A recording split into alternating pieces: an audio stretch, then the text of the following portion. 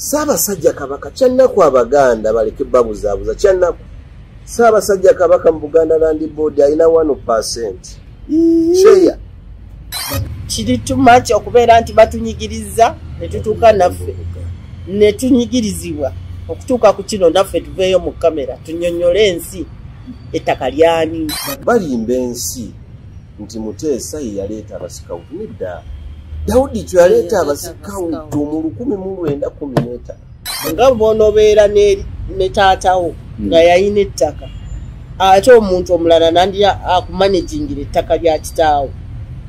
Bw'olaba ekyo kiba kituufu. Tuyinza gamba nti ettaka lyava mu Daudi Chwa ne ligenda mu Muteesa tulage transaction ye.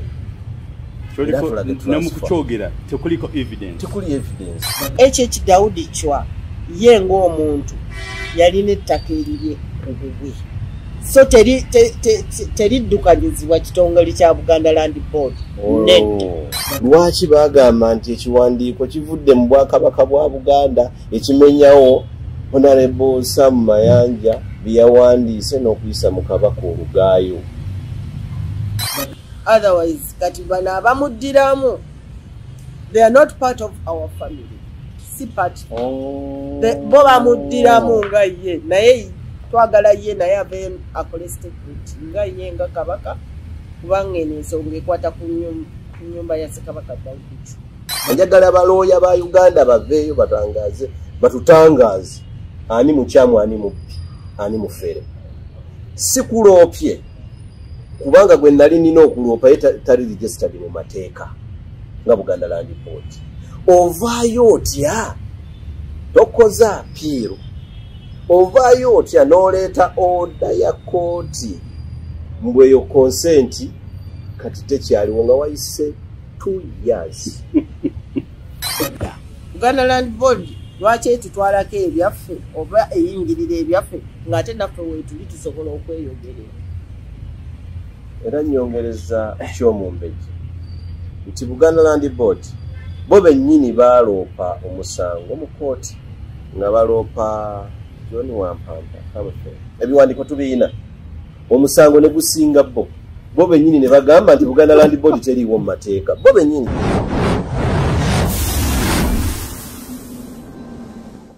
Very good morning, good afternoon, good night. Okusinzira mu simoto olunaku olwaleero ate nate tubaza Omukama olw'ekirabo eky'obulamu kyatuwadde okutusobozesa nti tukyali balamu. Ate obudde obusinga tugamba sifa abasinga ate siffe ate ayo abasembayo obutamanya. Ate tuza n'okukolesa bwenyi batukulaga nti oba tuli balungi oba tuli babi tubawo n'ensonga lwaki tuze mu kamera okutanya ensonga nnaku zino. Eide ezisumbuwa eggwanga oba ezisumba ffe nakinoomu. So n'olwensonga eyo neebaza Mumbejja Mpologoma era nange nzaani akutula n'okumpi manyi ekigambo ekimu empologoma olina bw'oba n'okukyogera olina okwewumbawumba n'okugamba oleme okuyisaamu ebitateredde bulungi awo awamu n'omukulu Ssaalongo Kabogoza Isma mwebale kwekuuma Katonda yatukuuma. So mwetambula eti weewaawo.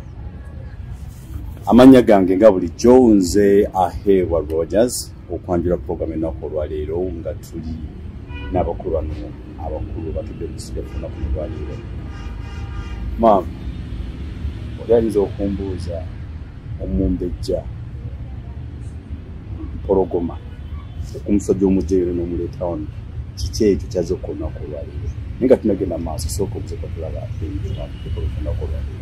balamusizaako bassebo ne banyabo mwebale gyonna gye mukola.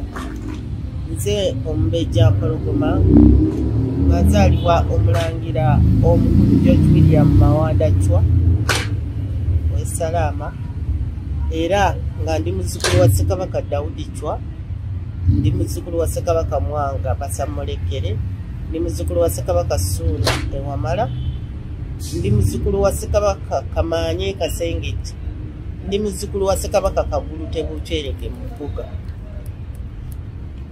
Ntudde wano nzize wano nga nina ebintu bye njagala okutangaaza abantu abasinga bye batamanyi.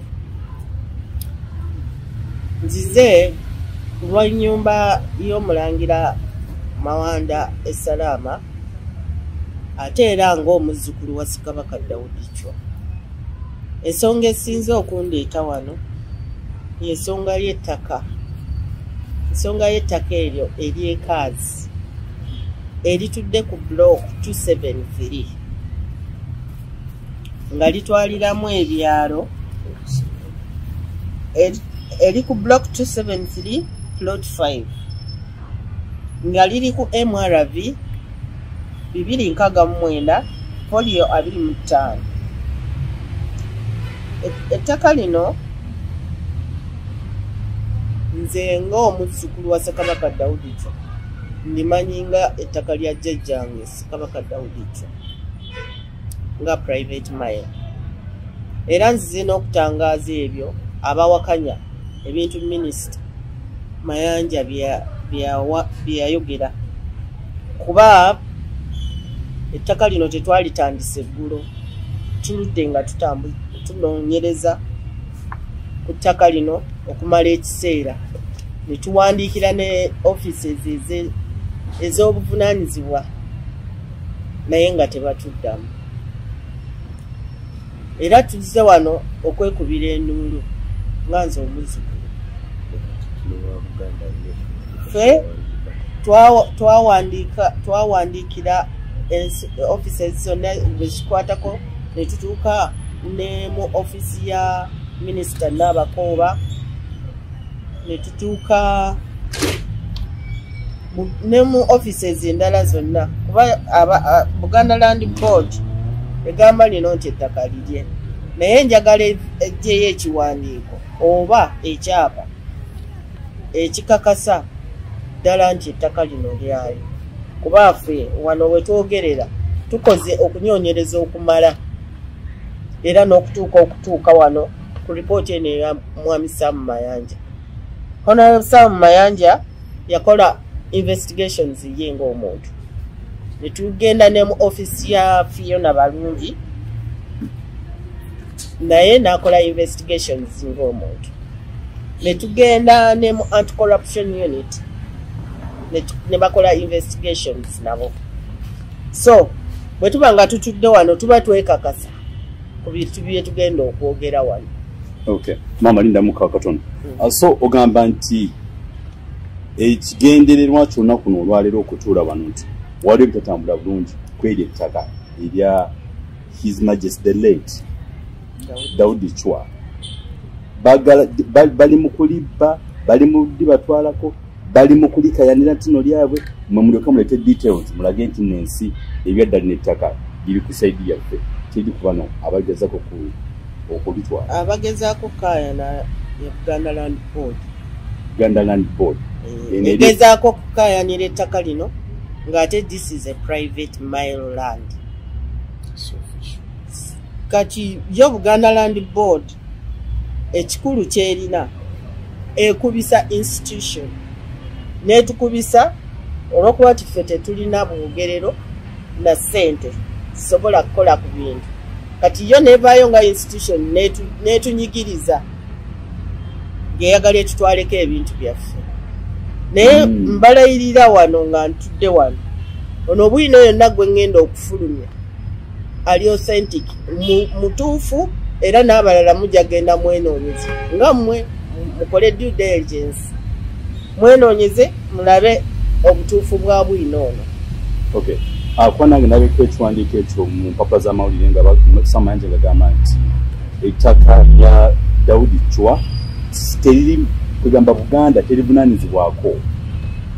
Bwe kiri ettaka lya Ssekabaka Daudi Chwa lirye ng'omuntu. It's a private mile. Terina we likwataganira na ttaka lya Bwakabaka bwa Buganda. Teriri mu mayiro akenda. Nedda sewo. You know, this is a private mile land. Private mile land. Era okumanya nga lyeyawudde lyayingizibwa ne mu kitabo kya Buganda Gazette mu 1923. So abasobola okugenda okufuna gazeti eyo eya Buganda musobola bulungi okulaba nti ettaka eri lyayingizibwa mu kitabo ekyo ekya gazeti mu 1923 ng'ettaka ly'obwannannyini erya HH Daudi Chwa.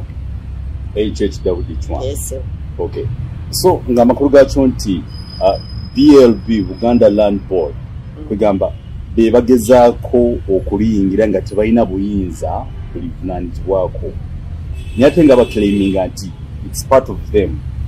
Bakosa lukujjukujju oba baloza ntemumanye kituufu. Mwawule ettaka ly'Obwakabaka bwa Buganda n'ettaka lya HH Daudi Chwa. HH Daudi Chwa ye ng'omuntu yalina ettaka eriri ku bubwe. So teriddukanyizibwa kitongole kya Buganda Land Board. Nedda. Ettaka lyetongodde. Lyo lya private lyetongodde nga bw'onoobeera ne taatawo nga yalina ettaka. Ate omuntu omulala nandira akumanagingira ettaka lya kitaawo. Bw'olaba ekyo kiba kituufu. Ate kiba kituufu. Kati Buganda Land Board ejja n'eyingira muffe ng'abakuza. Nedda eyingira mu buyingizi neyeerimbika mu ttaka eritali lyayo. Ate nga ffe bannannyini lyo weetuli. Kati kyekitusitudde oli bwakubuuza nti omugenzi Daudi Chwa His Majesty yafa bbanga ddene nnyo. Kati mwe muyingiramu ddi? Ettaka lino tuludde tuyisiza n'emyaka ndoozi 16 oba 17 kubanga ekintu kino twakinoonyerezaako dda okubeera ku mazima amatuufu era okujja nga tumaliridde. Wali otulabyeko mu kamera? Naye this time around kyaba too much. Kiri too much okubeera nti batunyigiriza ne tutuuka naffe ne tunyigirizibwa okutuuka ku kino naffe tuveeyo mu kamera tunnyonnyole ensi ettaka lyani. Ettaka lya Ssekabaka Daudi Chwa. Okay. Kale katuuzeko ku mukulu ono n'embeera eno egenda maaso muli n'ettaka gw'ogyogerako ki nga omu ku bazzukulu. Bonna abatuuliza mbalamusizaako nnyo. Emanya n'eddoboozi Ssaabengo Kabogoza Islangi. Embeera eno eriwo ku ttaka ne minisita bamwogerako ne Ssaabawolereza wa Buganda. Netunuulira n'omwogezi wa Buganda Land Board. Kyannaku ng'ensi Buganda ng'Abaganda nti bajjudde okubuzaabuza abantu Abaganda ne Bannayuganda okutwaliza awamu. Kubuzibwabuzibwa oba okubabuzaabuza. Balaga ebiwandiiko ebitali mu mateeka ankyogere bwe ntyo. Bw'obanga okakasa nti gwe nannyini ttaka nga gwe institution ya Buganda n'ojja mu mawulire n'olaga ekiwandiiko ekivudde nti mu Bwakabaka bwa Buganda naye nga si kisayininge, kiba kitegeeza ki? Bw'oba oyogera mazima awo keeka Abannayuganda basooke bakitunuulire ennyo. Lwaki bagamba nti ekiwandiiko kivudde mu Bwakabaka bwa Buganda ekimenyawo Honorable Sam Mayanja bye yawandiise n'okuyisa mu Kabaka olugaayo naye nga tebakisayininze? Kituswazanga ffe Abaganda. Kiswaza Obwakabaka bwaffe, kiswaza Kabaka waffe olw'okuba bo babeera ndowooza balina ebigendererwa. Ekyokubiri, Antony General wa Buganda, Ssaabawolereza wa Buganda, naye n'avaayo n'akisoma bulungi naye nga si kisayininge. Bwe yaleese ekirala lwe yasembyeyo kiri baakiteeka. Enkuluze yakolanga ku ttaka lya Kabaka personal. Woofiisi y'enkuluze yakolanga ku ttaka lya Kabaka personal nga lya muntu nti Kabaka. Ettaka eryo woofiisi y'enkuluze ye yalinga ekolerako ebiwandiiko olw'okuba enkuluze yali under Daudi. Kabaka tasayininga buli lwolaba ekiwandiiko nga kyasayiningibwako omuwanika w'enkuluze eryo liba ttaka lya kabaka. Ne Ronald Muwenda Mutebi abaddukanya ebyobugagga bye ne property ze nga famire enkuluze yebiddukanya. Obuganda buyina eggwanika lyabwo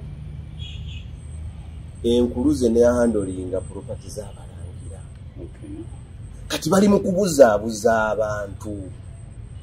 Ettaka terigenda natunuulidde nga abiri mu Bisoma n'agamba mbu ettaka lyava mu Daudi Chwa ki official mile. Iwande musajja omukulu. Tuyinza gamba nti ettaka lyava mu Daudi Chwa ne ligenda mu Muteesa tulage transaction eyo. Namukukyogera tekuliko evidence. Tekuli evidence. Olwali tugenda balaga evidence. Tulage transfer. Ebyo byennyini byoleka bulungi buli mwana kyeyafuna. Atulage transfer. Ekyokubiri, lwaki Mawanda yali tannagenda mu Sematalo n'aleka nga awandiise kuba waaliwo abaana abasoma. Eddaame ligamba nti ojja kolektinga obusuulu bwonna osobole okuweerera batoobo basobole okumalako kola ki? Okusoma. Awandiikira Bwakabaka bwa Buganda abagamba obusuulu nga tebukola ki? Nga tebutuuka tebujja. Muteesa atwala obuvunaanyizibwa mutowe addamu ebbaluwa mu 1953 amutegeeza nti tubadde tukyayerula empenda okwawula ettaka lya Buganda Ssekabaka Daudi Chwa lyeyatuuka n'okwawulako eriryo ly'oyinako obuyinza. N'amunnyonnyola emirimu gy'azzokola ki gye bakoze. N'amugamba tukuwadde liizi Kigo eka 200.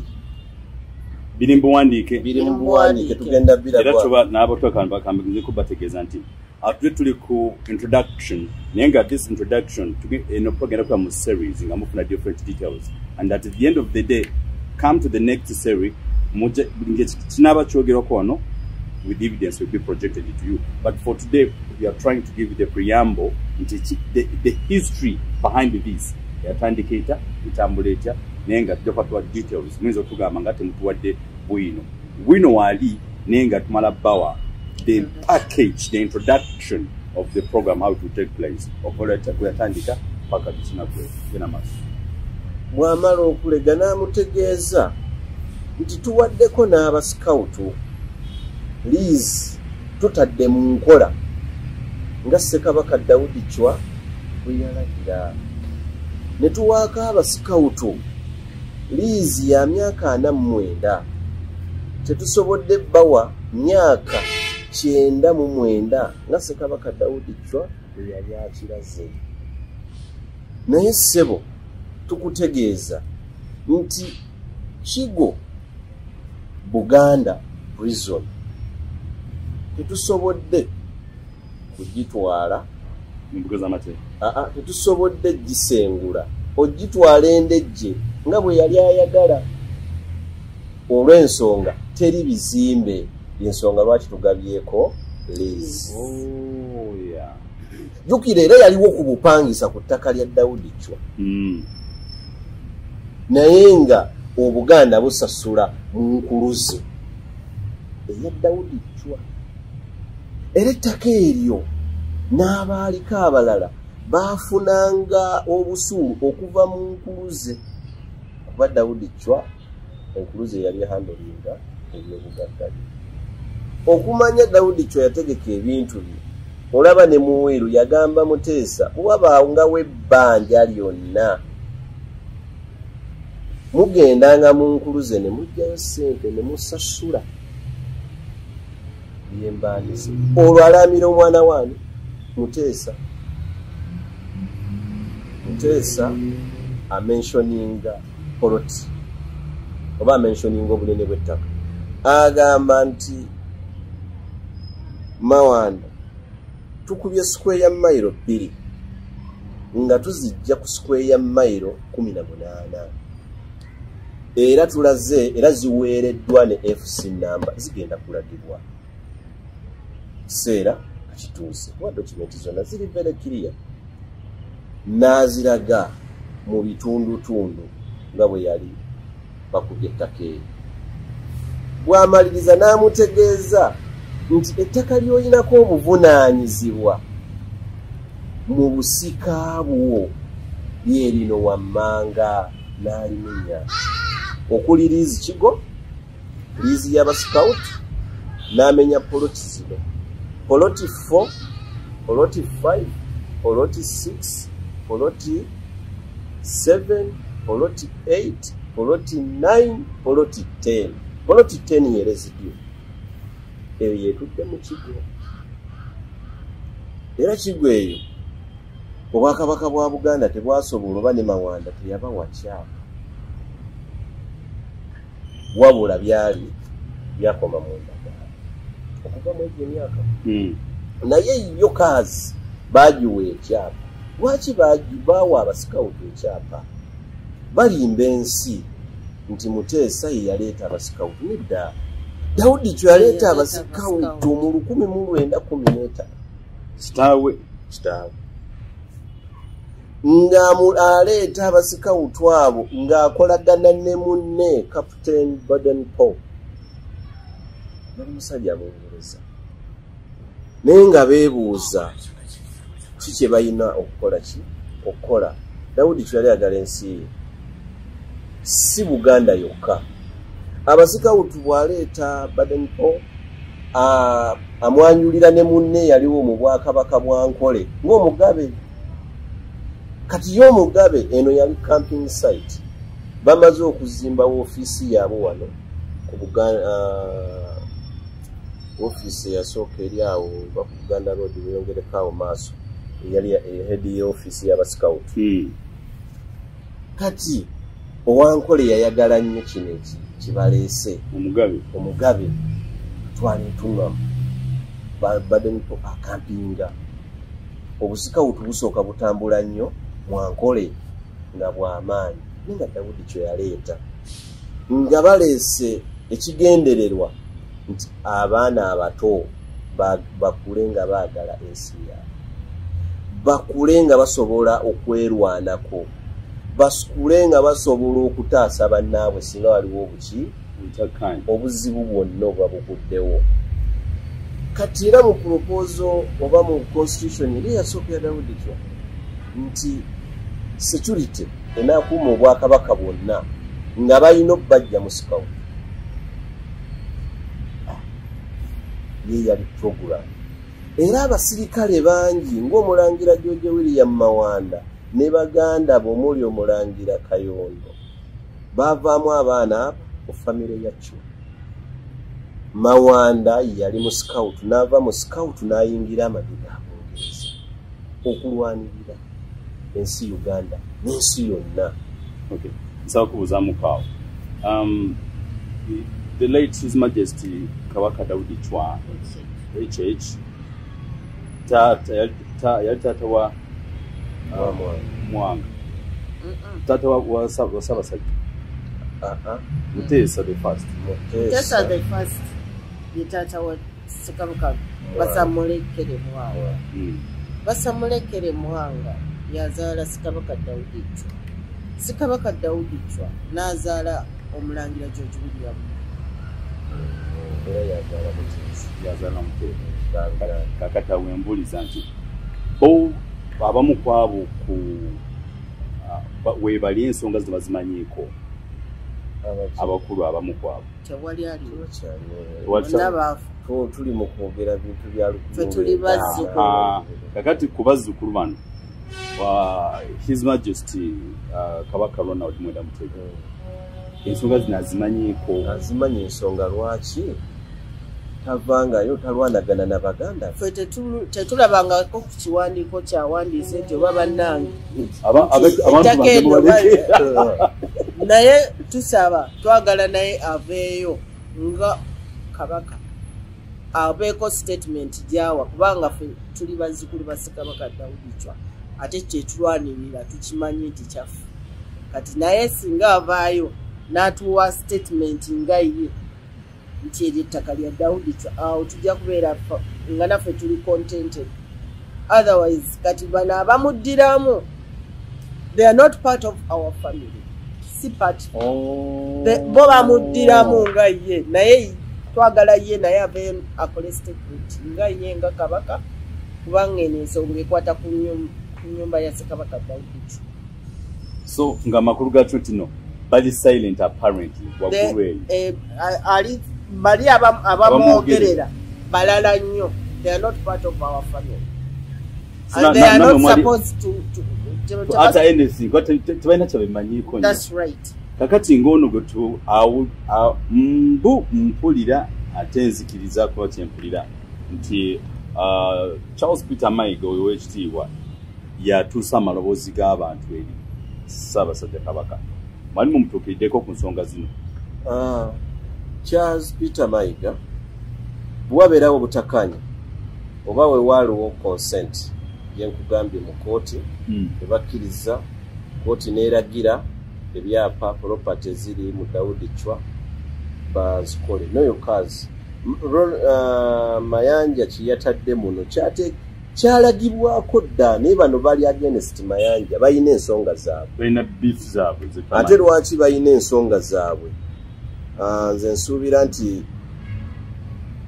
Commissioner Baker ali behind no bafeedinga ngate bali wamu Minister n'abakooba bayinamu nga institution kati baagala bakozese bano baagenti baabwe abali ebbali okufeedinga abantu ebitali so nature kitegeeza nti government yennyini eya mukulu President Museveni ne government eya Ssaabasajja Kabaka mulimu ekkobani mulimu abakolagana n'abatayagala butebenkevu bubeerewo obwakabaka bubeerenga bwe kabaka abantu balowooze nti yeesojja ne baganda be batekako ekibeera yes naye ng'ate bayitira mu ministry ya landizi yennyini okola embeera eyo yes naye kakati ojja batugamba mpulira Buganda Land Board yevunaanyizibwa ku bintu bino ebigenda wano maaso kati Buganda Land Board yo yaani yo yavaawa Buganda Land Board kitongole kya private kya muntu buntu eka naawe ekintu kya Buganda ekitongole kyetumanyi ekya Buganda kiri mu constitution ya 1961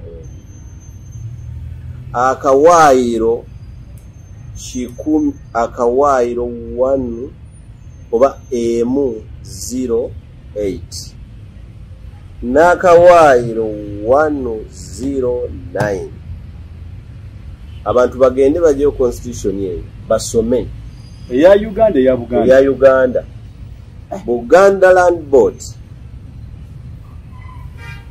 eya Uganda enaakoleranga wamu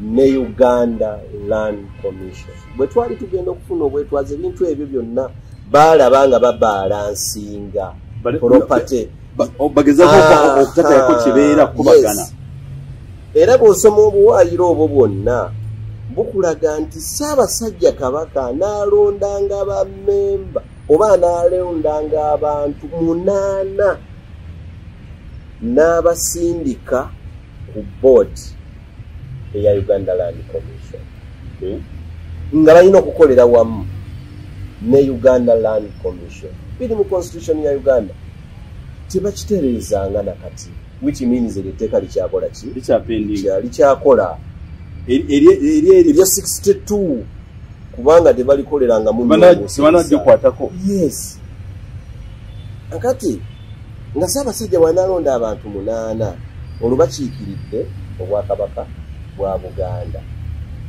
babeera amaze okukiikirira obwakabaka bwa Buganda kiyambako government central government okutegeera nti bano abantu Ssaabasajja be yasunsudde amaze obbeekakasa nti kituufu bamanye ettaka nti lya kika kya Mbogo ono wa Mbogo lyaregistalingibwa mu butuufu olw'ensonga registration yonna zino gazeti zetwogerako Buganda ezirina kati Buganda ng'erina okuyambako nti wano ekyapa we mukigabye ekya freehold yageza mukigabye ku mayiro y'omuntu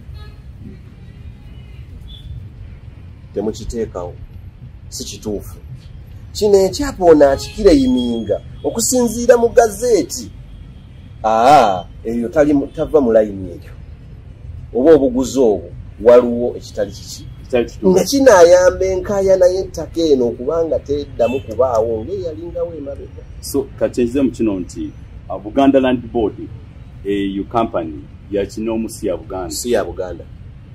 Mutanda agimanyi. Akimanyi wabula ekola ebyo eri mu constitution byalikoze. Teri registered anywhere. Kakati Buganda Land Board eno eri twogera ku ya constitution kubanga Ssaabasajja bw'amala osindika ababaka bano 8 balina n'obatwala mu public service for further research. Yes, balina okufuna omusaala gwaga central government kubanga kiri mu constitution naye kati wano ba creating a body. Yes. Ekolanga Buganda Land Board kati ebuzaabuzizza abantu. Yes. Abantu babuzaabuziddwa olw'ensonga nti they don't understand Buganda Land Board yeruwa era ekola etya. So kati we wali obuzibu kubanga Buganda Land Board eyingirira n'ebitali byayo nga bweyingidde mu ttaka lya Ssekabaka Daudi mwe kwe kuvayo kubagamba owayo naffe tutangaaze tugambe naye nedda Buganda Land Board lwaki etutwalako ebyaffe oba eyingirira ebyaffe ng'ate naffe weetuli tusobola okweyogerera.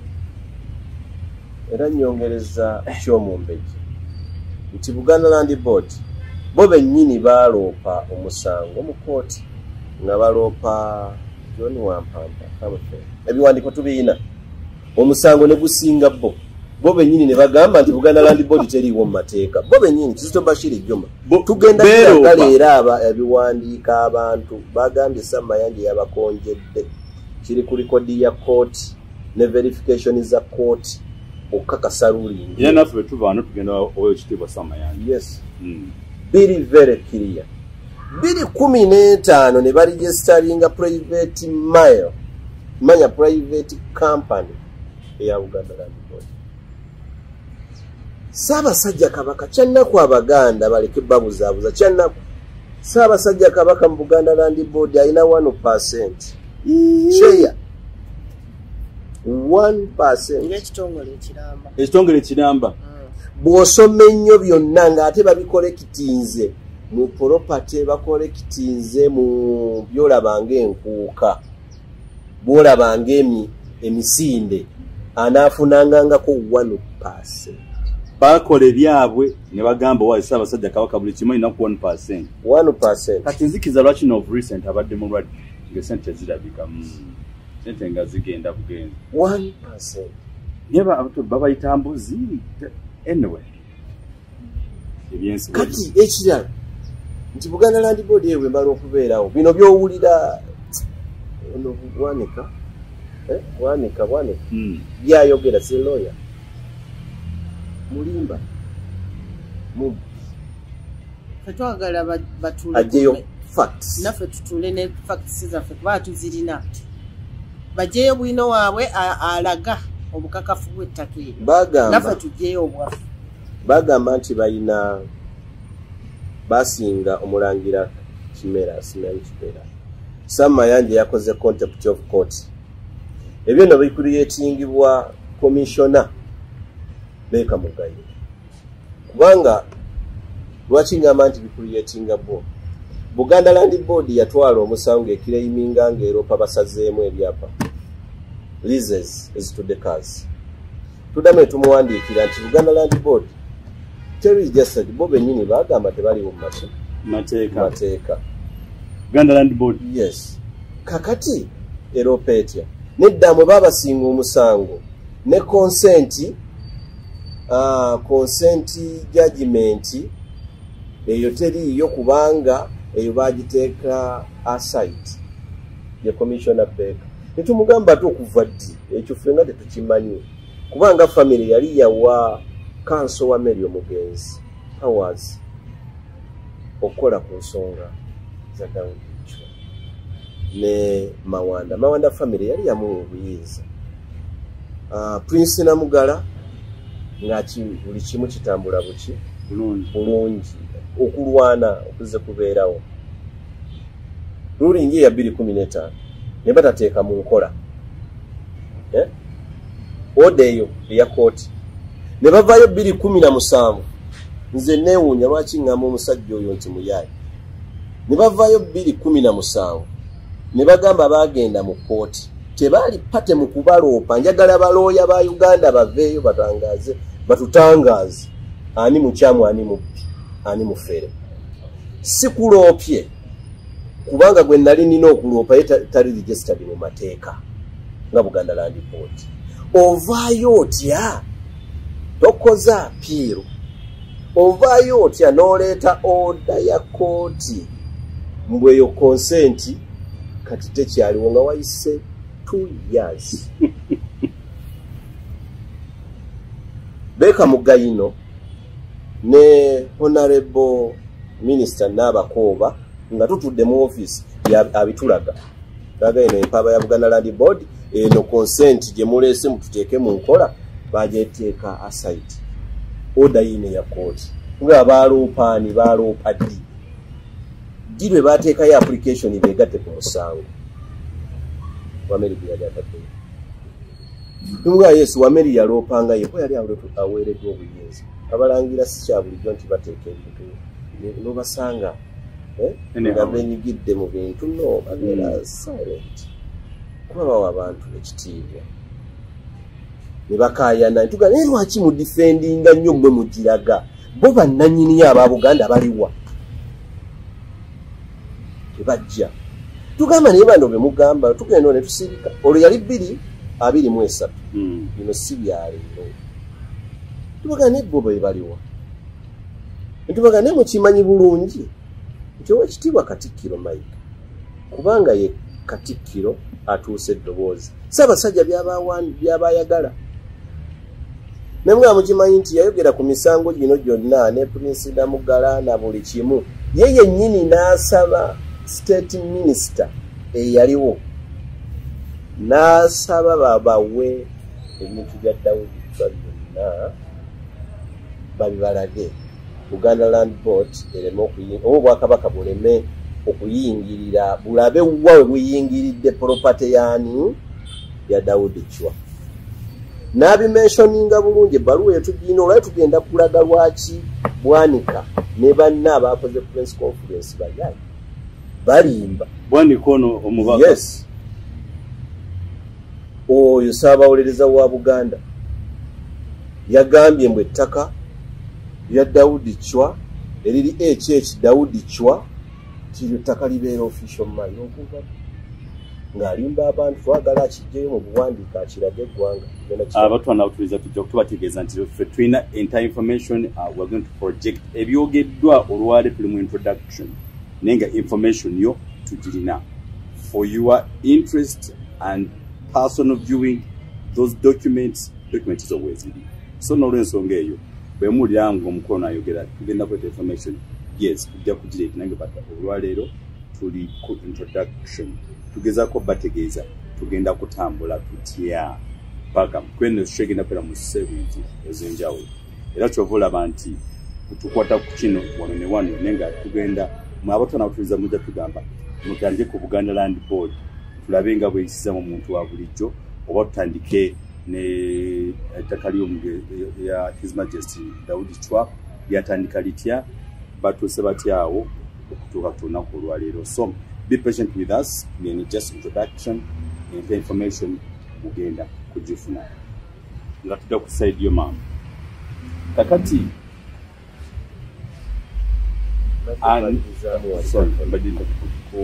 kukya baluwa Katikkiro gye yawandiikira Minisita Latisi kuba kikulu nnyo obulimba bwabadde bunene nnyo baswaza Ssaabasajja Kabaka n'olulimi olulangira okulaga Abaganda nti waliwo ekizibu mu bbaluwa ya Katikkiro Mayiga yagiwandiika n'obuwombeefu mu 2018 ng'awandiikira minisita state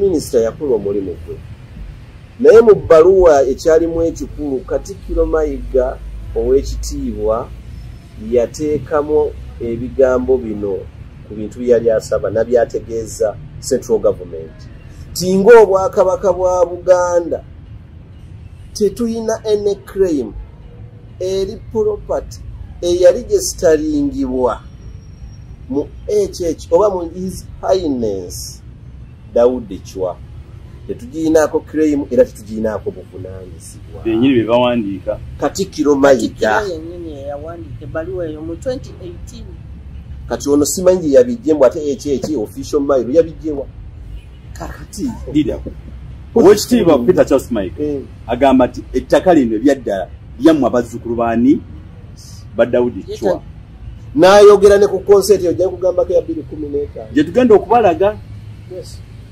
Mayiga ng'agamba bintu byammwe kakati yeebasemuko n'aloota n'agamba ati kakati nedda tubaddeyogerako Abaganda tebakwata tannabyogera bano be bamuddidde mu luyimba ne bagamba nti ettaka sirya Daudi yensonga lwaki baleete kiro kitwala omunaku okubuzaabuza ensi kati kyemutugamba tabiwulira kati obabiwulira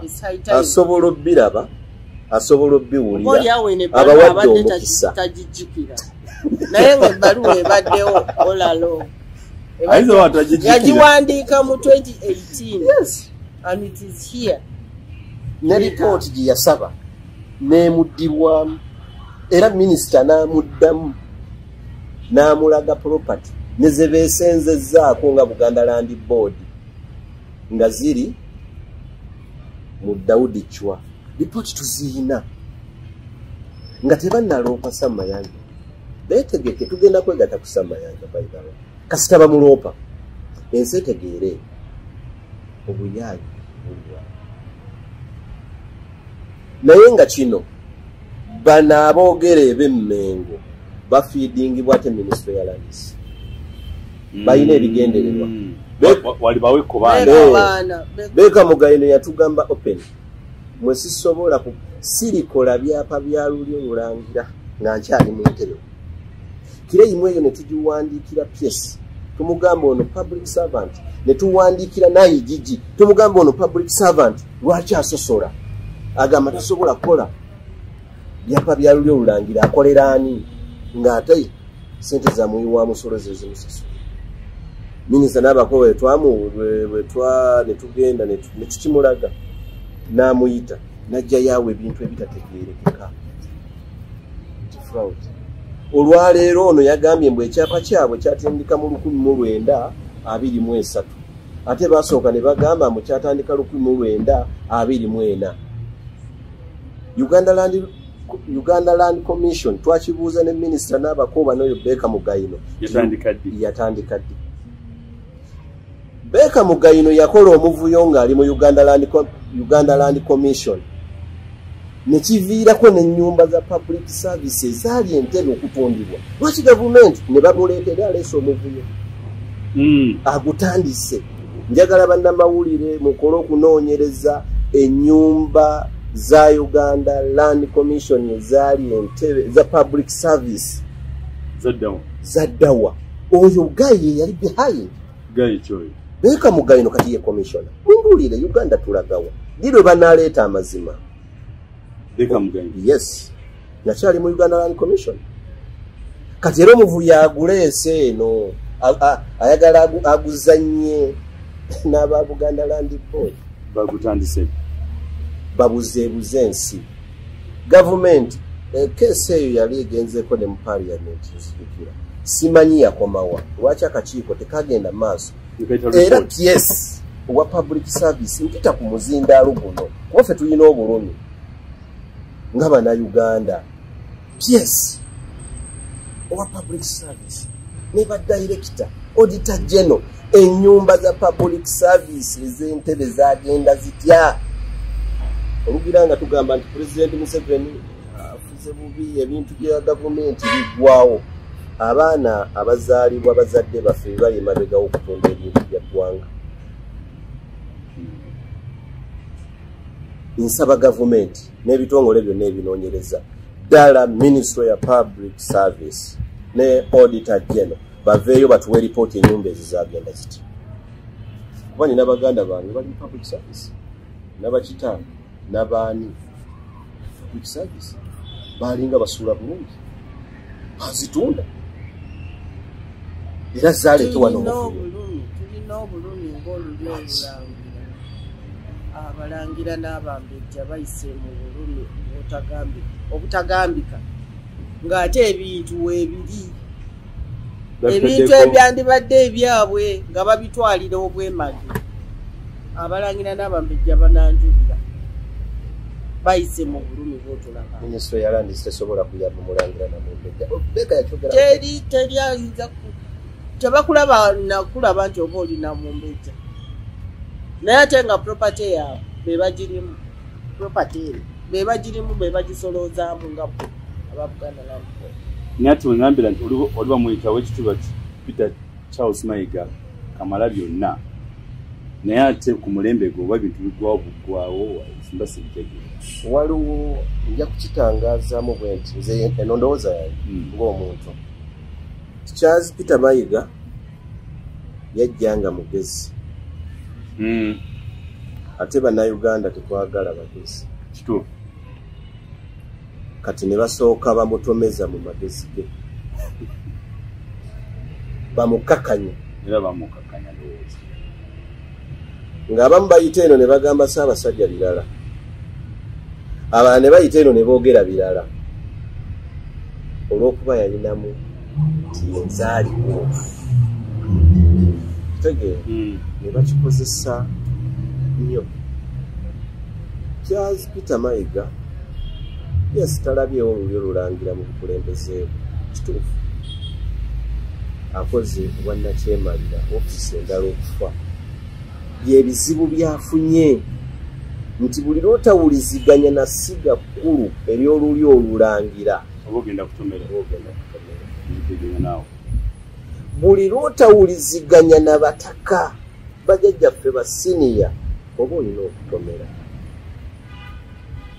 Buli lwotakolagana na bannaalinya oba olina okutomera. Buli lwotakolagana na bannamasole oba olina okutomera. Naye ng'ate bonna avaayo okulwana okubaganya bino byonna bakayita katongole ka BLB. Naye gwe badde okimanyi nti badirekita ba BLB babaregisitalinga 2023 era nga tumaze kukuba mmeeza.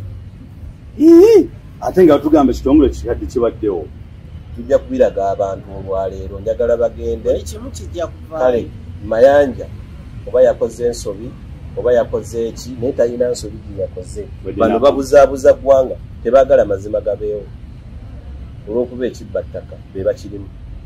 Nakyenzigyamu nti BLB Buganda Land Board nti kyo kitongole abakiganyiddwamu nyumba wa nyumba naye ng'eggwanga teritufunyeemu naddala Buganda. Waba ngamba nti BLB omutanda alinamu 1%. Kyo kitegeeza nti ab'ebbali eno be balya. Ate neyamuligestaringa mukumanya bino bisesa. Neyamuligestaringa yali Hedirigo mwami Ndawula. Bamukuba mu mawulire ng'afoojalinze omukono gwa Kabaka. Era ng'afoojalinze court order. Ngera court order zino ze tugenda okukulaga. Kooti ze yamala otukakasa nti ziri forged.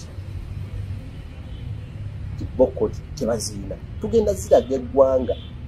Tulabe Saamu Mayanja yakoleddewa contempt. Oba mutuufu. Yes, yakoleddewa contempt. Olede waliwo oda y'abalangira. Egamba implement mukole ettaka lya Daudi Chwa. Yali Anthony Gino wa Uganda nga yasayinze ku consent. Gavumenti ebwana ne gavumenti tekisoboka. Minisitule ya Land zeegaana. Ababbi balina ssente, ababbi balina obuyinza. So n'olwensonga eyo byampuna naye nga byebyo ebituufu naye nga kusaba Mukama nti ensonga zino ozigwe bulungi kuba otherwise ndabira ddala nti bali mu kuswaza Buganda. Butereevu tukulukusa amaziga. Bajjajjaffe baayagala Buganda, baayagala bannayuganda nga tebabodde. Tuyina gazeeti, mulimu n'Abannarwanda, mulimu abantu bonna bafuna ettaka wano mu masaza ga Buganda. Ettaka ne twogerako liri gazetted, the whole information mujja kuba mugifuna mu gazeeti. Obwakabaka bwa Buganda nga institution bagazeetinga nga bakozesa the Kabaka of Buganda. Biri very clear, byawukana.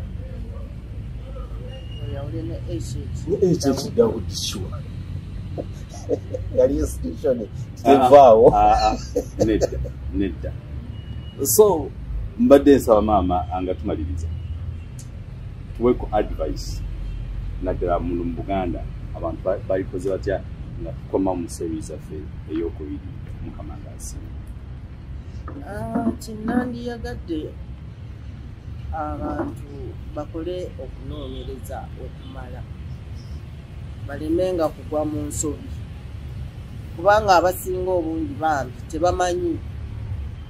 Sometimes ekintu bakikutwalako nga tomanyi naye nekigenda olw'ensonga nti waliwo akirinza awo akiswami agenda okukikolako forgery.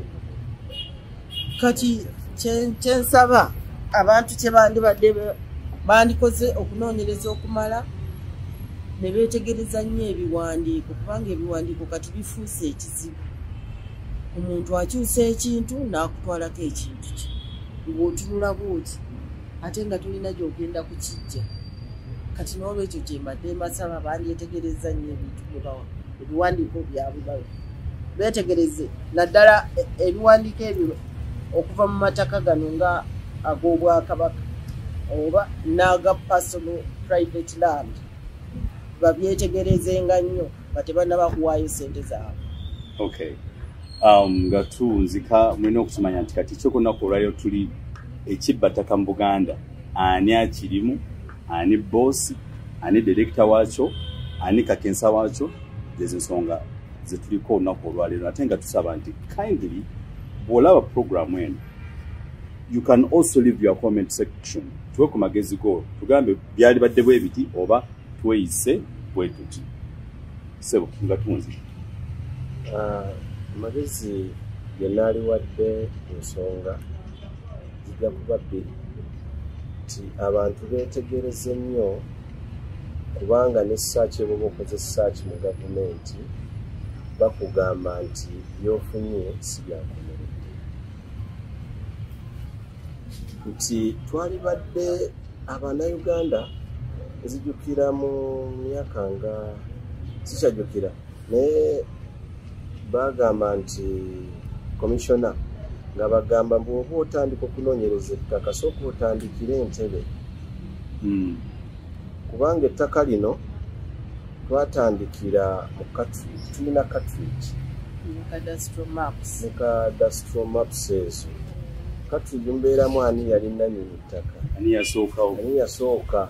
Kati ogoberere cadastral eno egamba kittaka baalitemaatema batya, ojja kusanga ng'ettaka likyali intact. Ojja ogoberere MRV eno baagitambuza batya. Ekyennaku nti ate bw'ogenda wa komishona ne minisita Nabakooba bo bagamba MRV zaggibwawo. Kati ttaka linaatambula litya nga teririna mirandira? Kiba kizibu nnyo. Batebaliza twafuna kyakuyiga, tufunye ekyokuyiga ttaka lyekaazi nnyo. Gamba mugoberera mutya okutegeera ettaka lyani? Mulina kutandikira eri ku mirandira wansi lyajja litambula litya? Abantu baali badde balaba nti bwe twava wali ne tugenda mu microfilm, ettaka lino lyali mu microfilm ya ani, baalitemaatema batya? Kuba microfilm ekulaga bulungi. Ennaku zino ndowooza tebakyateeka records mu microfilm. Era amagezi ate amakulu ddala nti omuntu yaligenze ng'okufuna ekyapa kya private mail yalisoose n'agenda mu Uganda company, mu Uganda printing company, ne basooka bagazeetinga kubanga Uganda Gazette erina likodi zonna history omukadde yenna. Kuba ne gazeti gye tugenda obbawa bwe twali tugirina baatugamba tulina kusooka genda bagikonemu stamp ya True Certified okakasa nti bye tulina babirina nekikolebwa netukikola nesisula n'emisolo gya gavumenti tebyali byange. Mean the land is gazetted. Yes, era ne bakonamu Nation upon to deal you. Kati abantu ekibbattakanira kiyinza okendeerako kubanga okimanyi nti ofuna ekyapa naye nga tekiri gazetted anyway nga kyava mu bbanga nekigwa nekifuna amagulu nekitambula. Kyukimanyi ekyo Minisitule ya Lands neefulumya ebyapa naye neetatwala buvunaanyizibwa kugenda mu gazeti mu gavumenti gazeti ogazetinga ti bulooka eno tugikubyeko ebyapa bwe biti mu mannya g'abantu bwe bati. Okimanyi bafiiriza eggwanga omusolo Nakyo kituufu ekyo. Kubanga obeera olina osasulayo omusolo okuteeka mu gazeti. Agugenda mu Buganda Land Board. Babikumalira byonna. Okiraba nti waliwo ekobaane ery'okusuula eggwanga n'otufuula abaavu. Bannayuganda tuli baavu naye nze nnenya ministries. Tezifuddeyo kola mirimu gyayo. Tezifuddeyo. Kubanga ezo ssente zaali badde na ssente gwe batunuulira. N'ayina ssente tebamugazeetinga. Njagala bannayuganda baveeyo batubuulire ayina ekyapa nga kiri registered mu gazeti ya Uganda. Abaana be tebalikaayanira ne bajjajjaabe. Olwaleero ekituyambye bino kuba nti babigazetinga mu 1923. 1923. Yeah. That's right. Gazeti bagitandika eno nga bakyusizzaamu mu 1913 awe batandikira gazeti ya ddala property za Buganda nga bakoze enkyukakyuka ze mwawulira Sam Mayanja ayogera bo balooya. Alright. Bwe tukomawo mu episode yaffe ey'okubiri tugenda kutandika with facts. Twogeza bwe tugamba katwalage Buganda Land Board yatandika etya yajja etya lwaki yeeyisa nga bwe yeeyisa with evidence and proof everything will be protected. Mulabe nti ettaka lya His Majesty the late Daudi Chwa yali gazetted when it was transferred from who to who, yatandika dodifuna bani abalituddeko and things of that kind. All evidence will be projected with you if time goes well. Eno siriya fyeso sona kolwaliro nga tuwa introduction ku program nga bigenda okutambula naye nga bino tetubikola nti tuwalana muntu oba tuvumaganya muntu abantu banonya bwenkanya ku bintu byabwe ebyabajjajjaabwe byebabalekera. Obubbi bwaba too much both mu gavumenti ne mu Buganda naye ate Abaganda kitalo nnyo bakibi simaba nga bwengendo kiyita okuswaza Buganda n'omuntu Obuganda kintu kibi nnyo. So n'olwensonga eyo mutukkirize tukoma lunaku olwaleero mwina abadde ku Flash National Television. Please kindly if that comment section you advise us twalikoze tutya, what would be the way forward according to your viewing and according to the analysis ey'omumbejja n'omukulu gw'olina ku lunaku olwaleero. Ate nasaba mu Buganda ndi omukulu. Oli? Mu Buganda tuzaala Ssekabaka Mwanga. Ate kati ab'engombe be banzaala be bamaama. Kati ndowooza olaba olutalo gwe tulubwala. Nina abazzukulu bafune ekyabwe n'abaana bafune ekyabwe. Weewaawo. Akume atakumira mpeera mbeere bulungi. Njagala kaka introduction kamaawo.